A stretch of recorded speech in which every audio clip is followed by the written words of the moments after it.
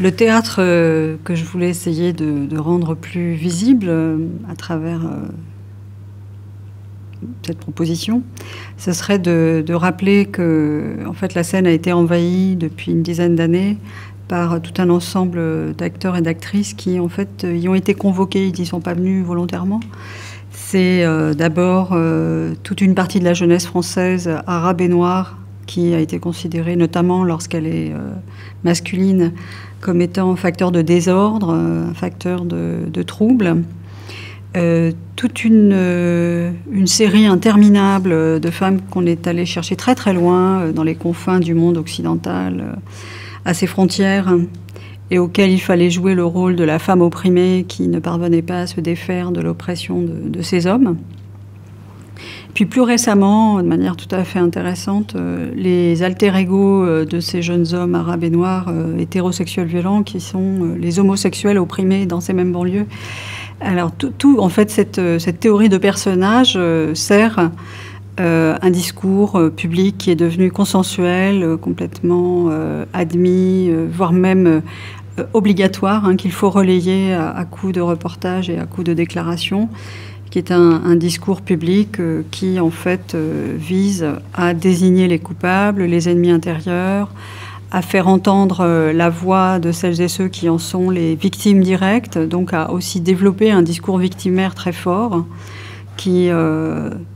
contribue notamment à ce que, finalement, on se substitue aux personnes qui sont confrontées à des difficultés particulières pour prétendre être à la fois leur porte-voix et leur sauveur. Et donc toute cette mise en scène qui occupe l'avant-scène politique française est une scénographie qui vise en fait à ignorer les problèmes de fond, à éluder les véritables tensions ou les conflits existants aussi bien du point de vue racial, ethnique, social que genré, hein, entre hommes et femmes ou entre différentes identités sexuelles. Et cela a contribué en fait à occulter les véritables problèmes et aussi à entretenir une sorte de panique identitaire, hein,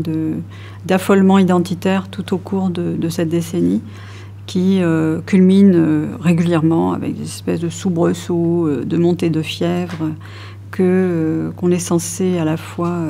attester et relayer, hein, parce que c'est un monde où on met tout en circulation et où finalement ces figures-là ont particulièrement bien prospérer dans l'imaginaire commun.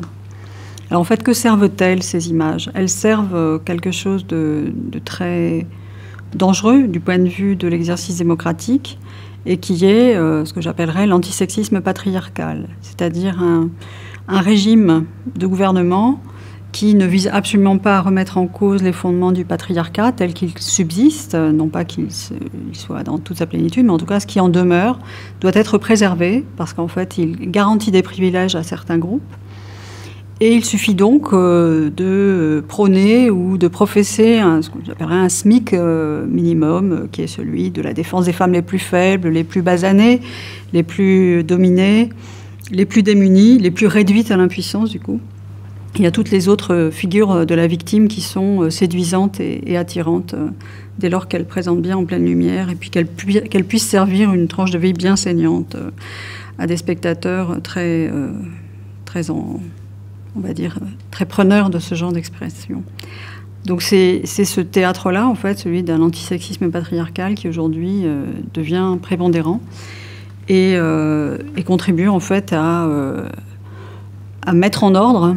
la société, à établir les lignes de clivage, les frontières qu'il ne faut pas transgresser, qui permet de séparer le bon grain de l'ivraie, les futurs bons Françaises et Françaises, de celles et ceux qui ont vocation soit à être maintenus dans la marginalité, une marginalité utile, soit à être expulsés. Et puis, ça permet aussi, du coup, d'entretenir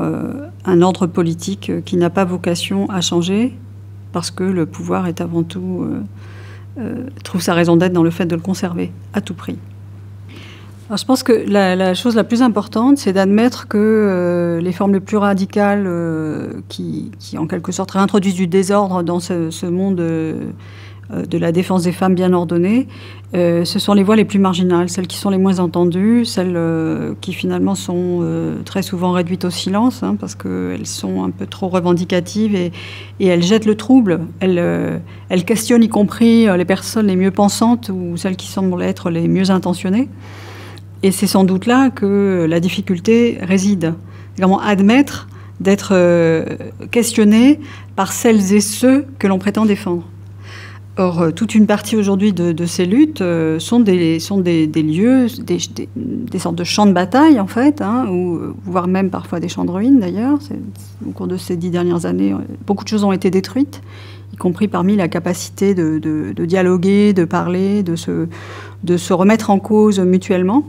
Et c'est là, en fait, c'est dans cet espace-là que réside aujourd'hui la possibilité d'agir politiquement. Donc, admettre que celles et ceux qui n'ont pas été entendus, notamment en raison des multiples identités qu'ils revendiquent ou qu'elles revendiquent, en raison du décalage qu'ils introduisent finalement dans un régime politique assez classique, assez attendu. C'est à raison de cela qu'aujourd'hui, ces acteurs-là et ces actrices-là sont les plus importants en fait dans les luttes politiques qui se dessinent à l'avenir.